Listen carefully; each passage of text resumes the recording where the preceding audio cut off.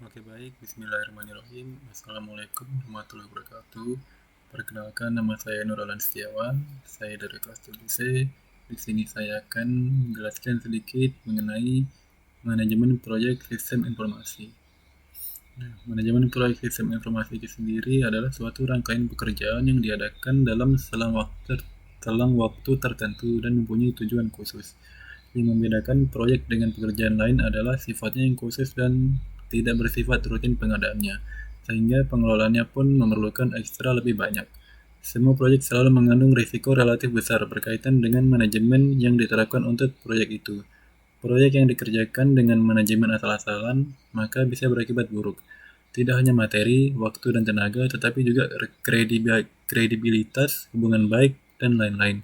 Dapat dikatakan bahwa sumber kegagalan utama suatu proyek terletak pada manajemen proyeknya. Untuk sistem informasi berjalan tanpa melalui tahapan-tahapan yang sudah matang, direncanakan sebelumnya, serta kontrak pengerjaan suatu proyek sistem informasi ditandatangani.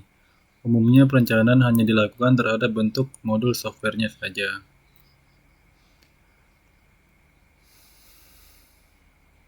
Sistem informasi dan sejarahnya. Pembahasan mengenai sistem informasi tidak bisa lepas dari komputer. Dalam sejarahnya, sistem informasi modern berkembang semakin pesat dengan kehadiran komputer pribadi atau PC. PC yang pada awalnya mula kemunculannya disebut dengan mikrokomputer masih lebih banyak dimanfaatkan oleh kalangan akademisi dan ilmuwan untuk lingkungan bisnis. Saat itu komputer lebih banyak digunakan di kalangan perbankan, di mana yang dioperasikan adalah komputer-komputer berukuran besar dari kelas mini dan mainframe. Sistem informasi dan software. Seperti yang telah dijelaskan sebelumnya, perangkat lunak atau software adalah representasi dari sistem informasi.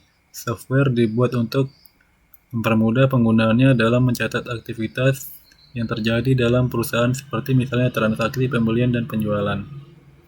Sistem informasi dan teknologi informasi. Sistem informasi adalah kumpulan dari berbagai prosedur di dalam perusahaan untuk menghasilkan informasi yang dibutuhkan.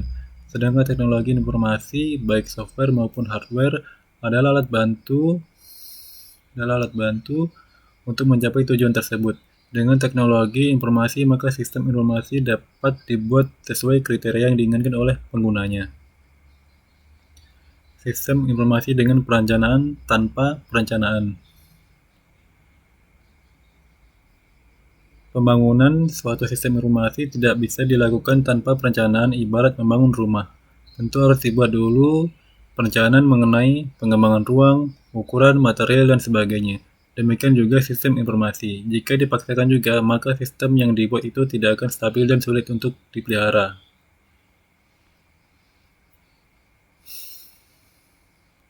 Manajemen proyek. Proyek yang dilaksanakan secara temporer tentu perlu diatur dan dikendalikan dengan baik.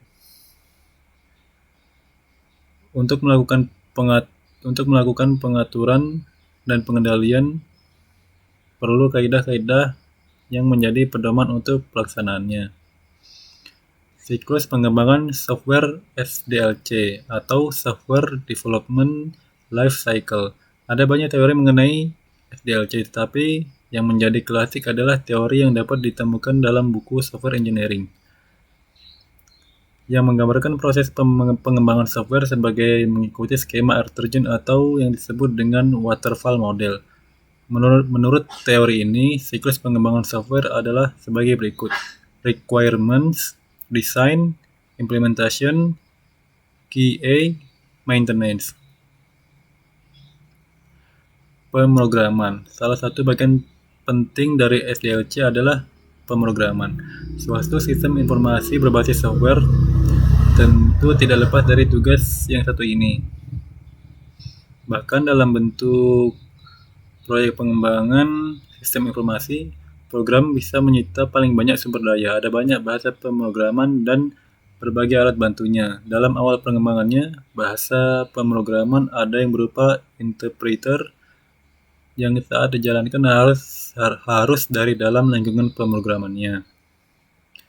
Database. Kita sudah membahas sebagai hal yang menunjang pembangunan sistem informasi yang baik. Ada satu hal yang penting yang harus dipertimbangkan saat melakukan perencanaan awal sebelum suatu proyek pengembangan sistem informasi dilaksanakan, yaitu menentukan bagaimana data disimpan. Ada banyak software pengelola database atau data server di pasaran saat ini. Masing-masing memiliki kelebihan dan tentunya juga harga yang berbeda. Penentuan ini harus dilakukan sejak awal karena akan menentukan juga bagaimana sistem informasi dibangun, di mana programmer harus mengerti bagaimana cara memberikan perintah manipulasi pada database server dan perangkat keras apa yang dibutuhkan olehnya. Mungkin itu saja yang bisa saya jelaskan, kurang lebihnya mohon maaf. Saya akhiri. Assalamualaikum warahmatullahi wabarakatuh.